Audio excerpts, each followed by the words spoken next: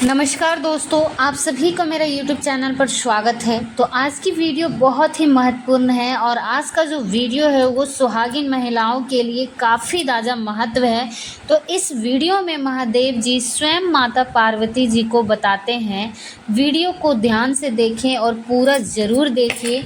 इस वीडियो में बताया गया है कि नहाय खाए से लेकर पारण तक कैसे किया जाना चाहिए, इसकी क्या नियम विधि है। तो चलिए इस वीडियो में जानते हैं महादेव जी ने माता पार्वती जी को क्या नियम बताए हैं।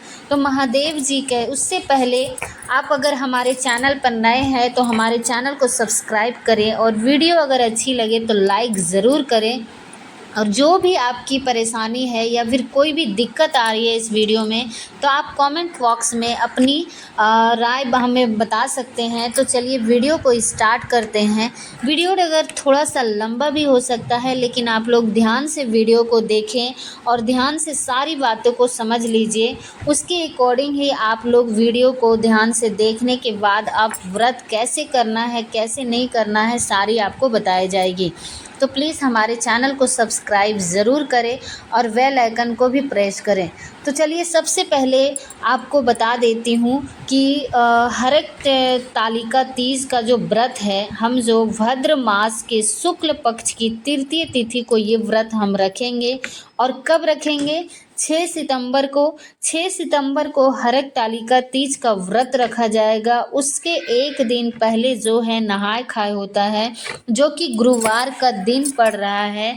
6 सितंबर का दिन है शुक्रवार का, जिस दिन हम व्रत रखेंगे और गुरुवार के दिन हम जो है नहाय खाए करेंगे। तो आप लोगों का ये प्रश्न रहता है कि गुरुवार को तो बाल नहीं धोना चाहिए, लेकिन ये जो गुरुवार को बाल अगर आप नहीं धोना चाहते हैं तो उससे पहले आप बुधवार को बाल धो सकते हैं। और फिर जो लहसुन प्याज है उसको आप त्याग कर दीजिए। उसके बाद आप ये कर सकते हैं। और दूसरा ऑप्शन है कि आप गुरुवार को बाल धो सकते हैं, क्योंकि त्यौहार में वार को नहीं लिया जाता है। त्यौहार अगर ऐसा दिन पड़ता है तो कोई ऑप्शन नहीं बचता है। तो ये आप इस तरह भी कर सकते हैं। आप खुद में सेलेक्ट कर लीजिएगा कि आप बुधवार को बाल धोइएगा या फिर गुरुवार को बाल धोइएगा, वो आप पे डिपेंड करता है। और फिर आप चाहे तो धो सकते हैं और त्याग कर सकते हैं, ये जान लेते हैं। उसके बाद व्रत कैसे रखते हैं, तो व्रत रखने का बहुत ही इम्पोर्टेंट नियम है। व्रत से पहले जो नियम है वो देख लीजिए। रात में अगर आप लोग ज़्यादा स्पाइसी भोजन वगैरह ना करें, क्योंकि क्या होता है ना, जब ऑयली भोजन तैली हुई चीज़ से प्यास बहुत जल्दी लग जाती है। और आप लोग रात में सादा बॉइल्ड किया हुआ खाना खाइए। ज़्यादा भुनी हुई, ज़्यादा तेल से तली हुई भोजन नहीं खाइए, उससे प्यास लग सकता है। और 12 बजे के बाद कुछ भी खा सकते हैं, 4 बजे से पहले। तो आप लोग अगर सरगी करते हैं तो आप लोग 4 बजे से पहले सरगी भी कर सकते हैं, क्योंकि सूर्य उदय होने के बाद ही दिन हम लोग मानते हैं कि सूर्य उदय होने के बाद चेंज हो जाता है। तो कौवा का आवाज़ कानों तक नहीं आनी चाहिए, उससे पहले सरगी कर लीजिए। यानी कि 3 साढ़े 3 लास्ट आप कर सकते हैं, 4 बजे तक भी कर सकते हैं। और उसके बाद आप सरगी कर सकते हैं। सरगी करने के बाद सुबह होता है, सुबह में आप व्रत रखा जाता है। तो व्रत में क्या क्या नियम है, क्या क्या सामान रहता है, क्या क्या आप यूज़ कर सकते हैं, पूजा में क्या क्या सामान लगता है, तो आप उस तरह से कर सकते हैं। तो चलिए सबसे पहले जानते हैं कि भगवान की जो पूजा आप कर सकते हैं, उसके बाद आप लोग व्रत रख सकते हैं। मान लीजिए कि कुछ लोग नहीं करते हैं, भोर में उठकर केवल चाय वगैरह पानी पीकर ही सो जाते हैं। ठीक है, कोई बात नहीं है, सरगी में आप कुछ भी कर सकते हैं। उसके बाद सबसे बेहतर है कि हमारे घर में पूजा पाठ कर लें, मंदिर उपवास नहीं पड़ेगा। अपने व्रत का संकल्प आप लोग ले सकते हैं, अगर नहीं लिया है तो कोई बात नहीं है, लेकिन थोड़ा सा जल और पुष्प लेकर शिव जी के सामने आप अपना नाम गोत्र बोलकर छोड़ देना कि शिव हमारा जो व्रत है वो संपन्न करवाइए, हे माता पार्वती। ठीक है। और ये व्रत जो है आप महिलाएं करती हैं, हैं आप सुहाग की लंबी उम्र के लिए, अपने पति के दीर्घायु के लिए जो पहली बार ये व्रत आप लोग उठा सकते हैं। निसंकोच किसी भी प्रकार के संदेह में मत रहिए और इस साल आप लोग उठा सकते हैं। तो ये सब क्लियर होने के बाद शिव जी की हम पूजा करते हैं। माता पार्वती जी से फोटो भी कर सकते हैं, मूर्ति से भी कर सकते हैं और पार्थिव शिवलिंग बना के भी कर सकते हैं।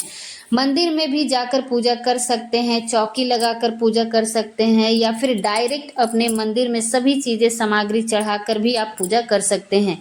शिव जी की पूजा कैसे करते हैं ये क्वेश्चन रहता है।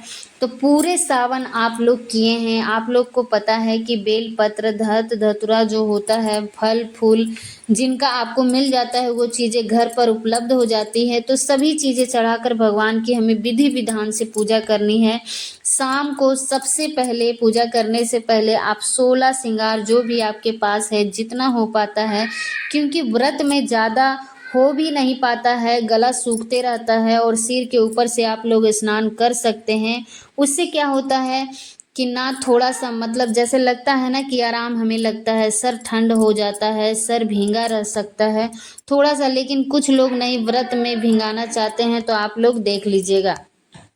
उसके बाद साड़ी पहन सकते हैं और 16 श्रृंगार आप अपना नियम पूर्वक कर लीजिए, जो आपके पास है उसे आप कर लीजिए। फिर शादी का चुंदरी वगैरह आप लोग ज़रूर लीजिएगा, ये सुहागन का निशानी होता है। और 24 घंटे का निर्जला और निराहार ये व्रत है। नहीं रहा जाता है तो आप लोग क्या कीजिएगा कि जैसे रात में पूजा होने के बाद 10 से 11 बजे बाद पहली जो लोगों से एकदम नहीं रहा जाता है, तो नई लड़कियां हैं तो आप लोग पानी वगैरह पी सकते हैं। अगर पशु बनकर पिए तो और भी उसके ऊपर दोष नहीं लगेगा, आप लोग देख लीजिएगा।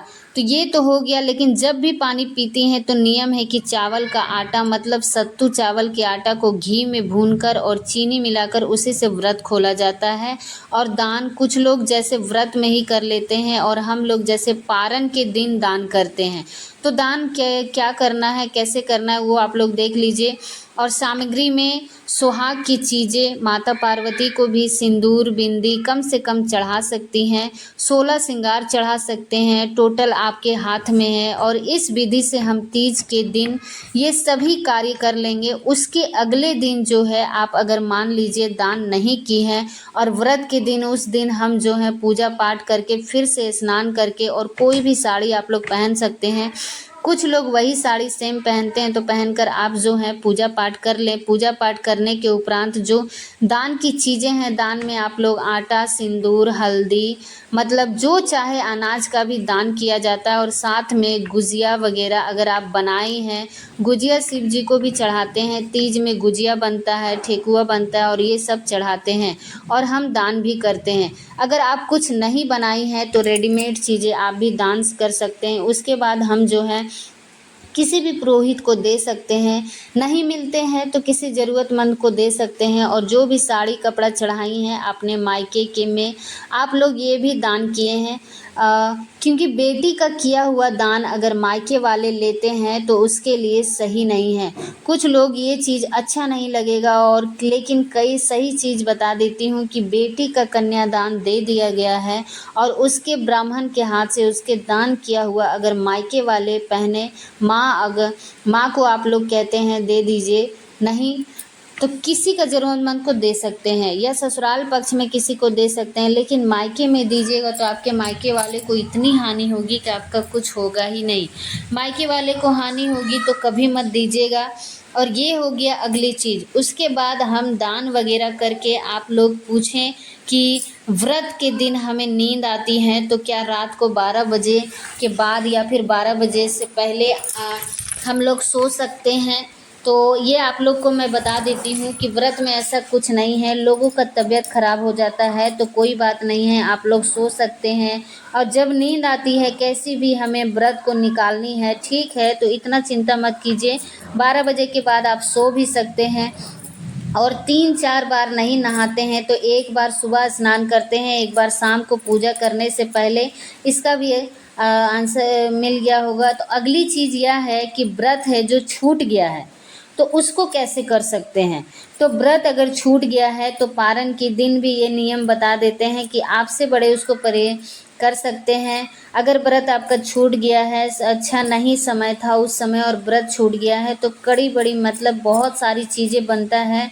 तो कोई बात नहीं है, आप व्रत को नियम पूर्वक उसी तरह कर सकते हैं जैसे सब करते हैं, और 24 घंटे तक रखें, रात में नहीं पिएं। गर्म पानी का व्रत से ही व्रत को खोलिए और पारण कीजिए। उसके बाद फिर आपका तबीयत अगर ख़राब हो जाएगा तो इस बात का ध्यान रखिए कि आप लोग जो है गर्म पानी के साथ ही आप लोग व्रत खोलिए। कितने लोगों को ये शक रहता है कि अगर वो बीमार पड़ गए और पूजा नहीं कर पाए तो क्या वो कैसे व्रत खोल सकते हैं। तो उसके लिए भी टेंशन मत लीजिए। अगर आप बीमार पड़ जाते हैं और व्रत नहीं पूजा नहीं कर पाए हैं और व्रत खोलना चाहते हैं तो आप किसी दूसरे के हाथ भी करवा सकते हैं। और उसके बाद इस तरह से है, आप लोगों को सारे क्वेश्चन का आंसर मिल गया होगा। तो जितने भी आप लोगों के सभी प्रश्न थे मैंने उत्तर दे दिया। पैरों में वगैरह लगा लीजिएगा, आलता वगैरह सब लगा लीजिएगा। उसके बाद इस वीडियो में अब तक के लिए नमस्कार। उम्मीद करते हैं कि ये वीडियो आपको बहुत ही पसंद आया होगा और आपके पास जो भी नियम है नहाय खाए से लेकर पारण तक सारी चीज़ों को मैंने बता दिया है। तो आप नियम पूर्वक से व्रत कीजिए और अपना और अपने परिवार को ख्याल रखिए। तो हमारी वीडियो को वॉच करने के लिए बहुत बहुत धन्यवाद।